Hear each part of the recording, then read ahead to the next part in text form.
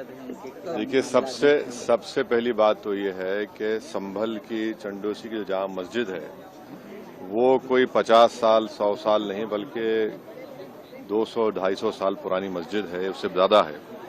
वहां पर कोर्ट की तरफ से बगैर मस्जिद के जिम्मेदारों को कमेटी को सुने उन्होंने एक एक्स पार्टी ऑर्डर पास कर दिया, वो गलत है। दूसरा यह है कि एक बार तो आपने गलत ऑर्डर दिया, सर्वे हो गया, दूसरा सर्वे जब किया आपने किसी को इत्तला नहीं दी। तीसरी बात यह है कि पुलिस का ये काम था कि मस्जिद कमेटी को कॉन्फिडेंस में लेते या वहां की पीस कमेटी को। चौथी बात यह है कि जो सर्वे करने लोग आ रहे हैं वो प्रोवोकेटिव स्लोगन्स लगा कर आ रहे हैं, वो वीडियो उसका है, पब्लिक डोमेन में है। और उसके बाद जो वहां पर वायलेंस हुआ जिसमें 3 मुसलमानों को गोली लगी, उनकी मौत हुई, हम इसका कंडेम करते हैं। ये फायरिंग नहीं बल्कि मर्डर है। और जब से बाबरी मस्जिद राम मंदिर का जजमेंट आया, जिस बात को मैं पर्टिकुलरली कह रहा हूं कि उस जजमेंट के बाद ये सब चीजें खुलेंगी और एक के बाद एक खुल रही हैं।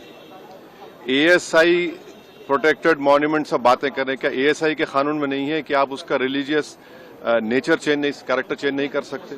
किस बुनियाद पे कर रहे हैं ये? और आप किस बुनियाद पर अपने फेथ को दूसरों पे थोपेंगे? भाई, कानून कोई चीज है ही नहीं है। जिस दिन कोर्ट में सुनवाई होती है उसी दिन ऑर्डर हो जाता है, उस दिन सर्वे भी हो जाता है। ये तो 1948 में ऐसे ही हुआ था बाबरी मस्जिद में। तो ये जो फायरिंग हुई है ये फायरिंग नहीं है, मर्डर है।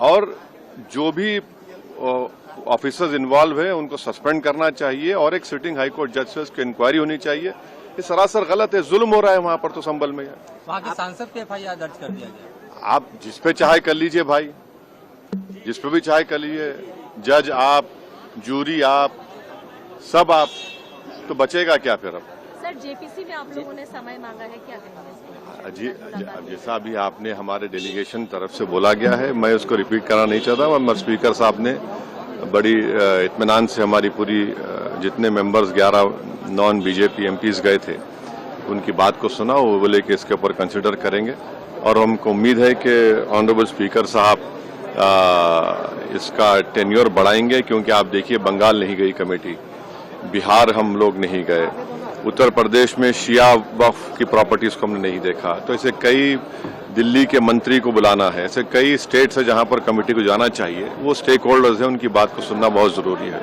सर, वक्फ बोर्ड अमेंडमेंट बिल को लेकर आप क्या सोचते हैं? क्योंकि लगातार सरकार की तरफ से यही कहा गया कि जो मुस्लिम जनता है उनके हित में है, मुसलमान जो है उनकी। अभी ये कानून बना नहीं, आप देख लीजिए संभल में क्या हो गया है। अभी ये कानून बना नहीं है। आप देख रहे हैं कि हर जगह पे बोल दिया जा रहा है कि नहीं, ये यहाँ पर 500 साल पहले मस्जिद नहीं थी। इस बिल में ये बिल आर्टिकल 26 का वायलेट करता है। ये संविधान के फंडामेंटल राइट का 26 का ग्रेव वायलेशन है। ये बिल कलेक्टर को इतने पावर्स दे रहा है कि कलेक्टर तय करेगा कि कौन सी वक्फ प्रॉपर्टी है नहीं है। ये कैसे होगा? कलेक्टर कैसा जज होगा अपने ही केस में? तीसरा, आप किस बुनियाद पर इस बिल में आप नॉन मुस्लिम को मेंबर बना रहे हैं? जितने धर्म की बुनियाद पर, चाहे वो हिंदू धर्म के एंडोमेंट बोर्ड्स हो, चाहे दिल्ली का एसजीपीसी हो या उसका एक्ट हो, या क्रिश्चियंस के जो भी उनके धर्म के संस्थाएं हैं, वहां पर तो कोई उसी धर्म का आदमी मेंबर बनता है। आप तो कंपलसरी स्टेट वक्फ बोर्ड में जहां पर 11 मुसलमान बनते थे वहां पर आप मेजॉरिटी नॉन मुस्लिम बनाना चाह रहे हैं। सेंट्रल वक्फ काउंसिल में मेजॉरिटी ऑफ नॉन मुस्लिम बनाना चाह रहे हैं।